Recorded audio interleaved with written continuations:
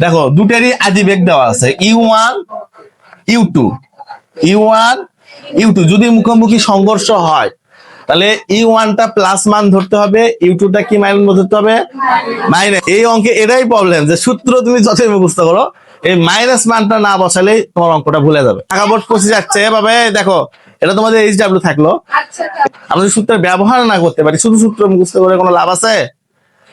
অনেকে তো বলে সূত্র মুখস্থ করলে অঙ্ক পারবা, এটা কি কখনো সম্ভব? যেমন আমাদের গ নম্বরে বলছে এ বস্তুর উপর ঘর্ষণ বল নির্ণয় কর। আমরা জানি ঘর্ষণ বল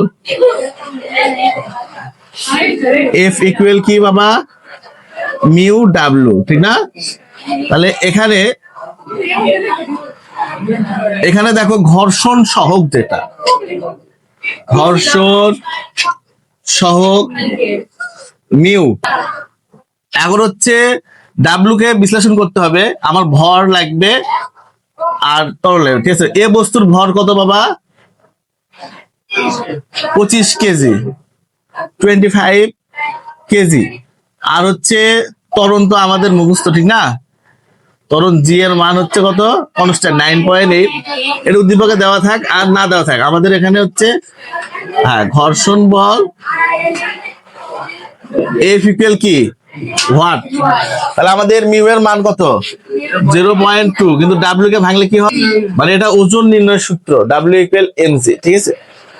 তাহলে 0.2 ইন্টু এম এর মান কত বাবা 25, জির মান কত, তাহলে এই সবগুলো গুণ করলে আমার কি ঘর্ষণ বল বের হবে না? তাহলে দেখো কি, তাহলে এটা আমাদের অ্যান্সার হয়ে গেল।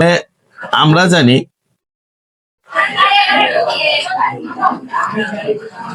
তাহলে V1 ইকুয়াল, V1 এর সূত্র কি বাবা, M1 minus into U1 plus into বস্তুর ভর 25 কেজি হয়, তাহলে M2 টা কি বাবা, দ্বিতীয় বস্তুর ভর কত কেজি? আচ্ছা U1 প্রথম বস্তুর কি আদিবেগ, U1 এর মান কত 10 মিটার পার। আচ্ছা U2 মানে কি দ্বিতীয় বস্তু আদিবেগ কত, এই তাহলে এটা শিখে তোমাদের কি লাভ হলো, -20 মিটার। তাহলে আমি এখন কি করবো, মানটা বসে দিব। তাহলে M1 কত 25, M2 কত 20, 10। আমি কোনো একক লিখবো না মানের সাথে, একক লিখবো অঙ্ক করা শেষে, ঠিক আছে? তারপর 2, M2 কত বাবা 20, U2 কত -20, আর নিচে আমার M1 প্লাস M2 মানে কি 25 যোগ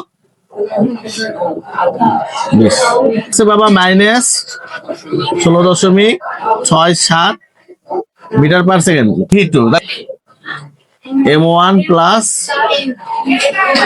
M2, তাহলে উপরের মান তো সবগুলো সাইড নোট আমরা করছি, এছাড়া V2 হোয়াট করবো, তাহলে ওই মানগুলো বসে দাও। M2 কত 20 মাইনাস M1 কত 25, আচ্ছা U2 কত -20, হ্যাঁ তাহলে দেখো 2 M1 কত বাবা 25, U1 কত 10,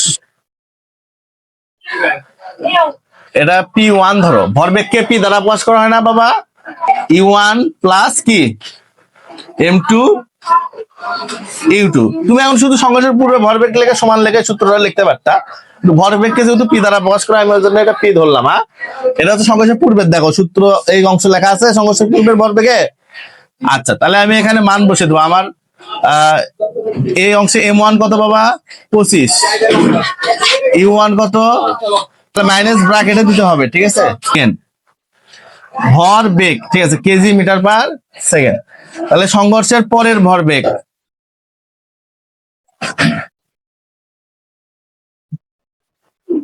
পরের ভরবেগ, তাহলে একে কি দ্বারা প্রকাশ করা হয় P2 ধরো, ঠিক আছে? তাহলে এটা কি বাবা M1 V1 plus M2 V2। সংঘর্ষের পরের ভরবেগের সূত্রের অংশে কি ছিল, M1 V1 plus M2 V2। তাহলে M1 এর মান কত বাবা, V1 এর মান কত বের করছো -16.67, হ্যাঁ প্লাস M2 কত 20, V2 কত বাবা 13.67, 3 ওকে, হবে না, ঠিক আছে। 150 লেবা, তাহলে এটা 150 আছে কেজি মিটার পার সেকেন্ড। এই যে P1 ইকুয়াল কি, দেখো যেহেতু P1 P2 কি ইকুয়াল সমান না বাবা, P1 এর মানও -150, P2 এর মানও কি, তাহলে দুটো সমান হলে ভরবেগে সংরক্ষিত হবে কিনা, তাহলে ভরবেগ কি সংরক্ষিত হবে, ভরবেগ সংরক্ষিত হবে। অথবা এখানে আরেকটা প্রশ্ন আছে যে ভরবেগের সংরক্ষণশীলতা নীতি মেনে চলে কিনা, ঠিক আছে।